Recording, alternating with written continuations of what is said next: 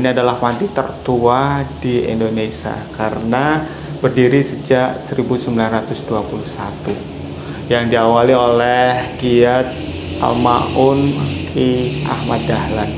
Diawali tahun 17 membuat konsep, kemudian di tahun 1918 membuat majelis PKO yang salah satu embrio terbentuknya, maka kemudian panti ini ada sehingga pada tahun 2001 panti ini resmi berdiri. Nah, salah satu perwujudan dari implementasi visi tersebut, maka di panti dibentuk Ikatan Pelajar Muhammadiyah. Pada kesempatan kali ini sebagai ketuanya adalah Muhammad Rizkul Akbar. Kegiatan sehari-hari sebagai IPM maka akan mengkoordinasikan kegiatan yang ada di panti, mulai bangun tidur, kemudian menjalankan di hari Senin dan Kamis biasanya jam 3 melakukan sahur bersama untuk menjalankan sholat sunnah, kemudian sholat malam qiyamul lail dilanjutkan dengan nanti sholat subuh berjamaah. Sehabis sholat subuh berjamaah maka diadakan tadarus.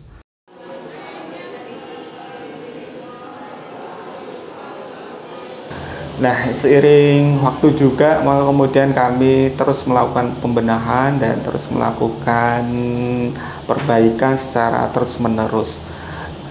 Dan kami menjalankan visi misi panti ini. Karena visi panti ini adalah menjadikan panti ini sebagai lembaga sosial, lembaga pendidikan, lembaga keagamaan yang mencetak kader-kader Muhammadiyah yang memiliki keterampilan, kemandirian, dan akhlakul karimah. Dan kami juga menjalankan misi panti sebagai jalannya organisasi. Di antara visi misi itu adalah memberikan pendidikan formal bagi adik-adik sampai dengan jenjang pendidikan tingkat SLTA atau sederajat. Kemudian yang kedua adalah memberikan pendidikan keterampilan sesuai dengan bakat minat adik-adik. Dan yang ketiga adalah memberikan pendidikan keagamaan. Sampai dengan saat ini adik-adik panti sejumlah 62 anak yang terdiri dari lulusan atau masuk SMP sampai dengan SMA. Semua adalah laki-laki dan kami memberikan fasilitas berupa makan 3 kali, kemudian tempat tidur, kebutuhan sehari-hari, sabun mandi, perlengkapan pribadi, dan kebutuhan sekolah. Jadi SPP adik-adik, kemudian sumbangan dan kebutuhan sekolahan kami penuhi di panti ini.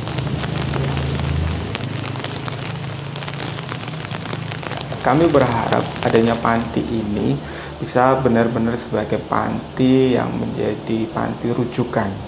Sehingga kami yang tertua ini memang terus berusaha untuk lebih baik lagi, menjadikan adik-adik kami benar-benar memiliki karakter dan sebagai kader-kader Muhammadiyah sebagaimana visi misi kami.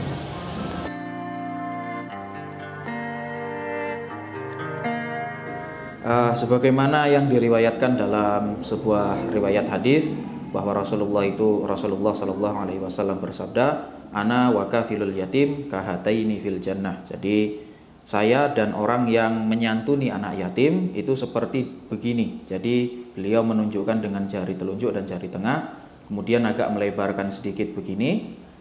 Kahataini fil jannah. Ya, artinya bagi orang yang menyantuni anak yatim dengan betul-betul merawat dari kecil sampai dia besar, kemudian bisa menjadi anak yang soleh dan solehah, maka kedudukannya di surga itu sangat dekat dengan Rasulullah Shallallahu Alaihi Wasallam.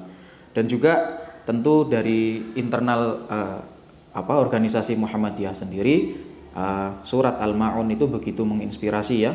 Ara'aital ladzi yukadzibu biddin, tahukah engkau orang yang mendustakan agama itu? Fadzalikal ladzi yad'ul yatim, itulah orang yang menghardik atau ya membentak anak yatim, wala yahuddu ala ta'amil miskin, dan tidak menganjurkan dan tidak mendorong, tidak memotivasi orang-orang untuk memberi makan, memberi santunan, memperhatikan orang-orang miskin.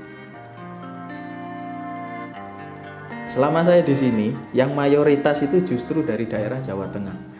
dari Banjarnegara, Purwokerto, terus yang paling banyak itu dari Banjar dan daerah sekitarnya. Kenapa? Karena dari pihak bapak-bapak pengurus dan kami sudah mencari anak-anak lokal yang mereka itu kita mau bawa ke sini, cuman berat di keluarga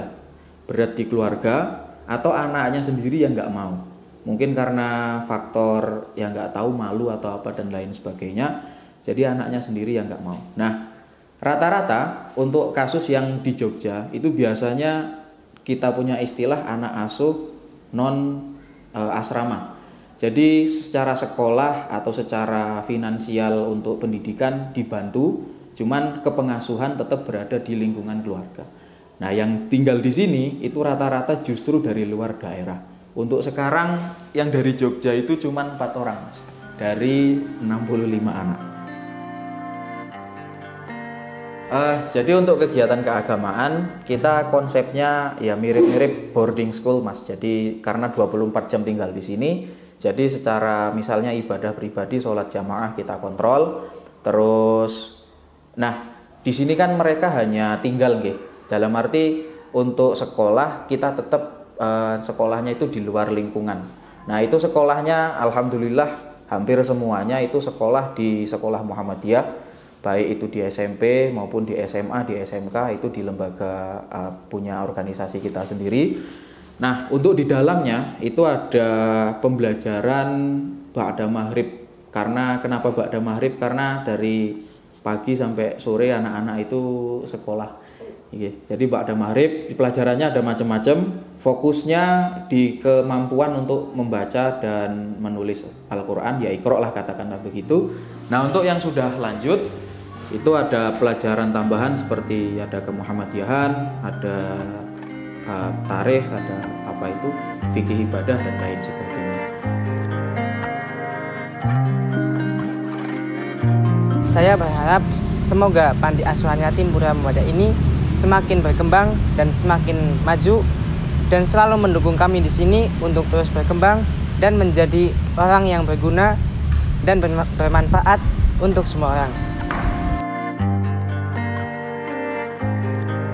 Dan terima kasih untuk Panti Asuhan Yatim Pura Muhammadiyah ini yang telah memberikan fasilitas dari pendidikan hingga fasilitas pribadi yang insya Allah bisa bermanfaat bagi saya, teman-teman Panti Asuhan Yatim Pura Muhammadiyah, bangsa, agama, dan negara ini.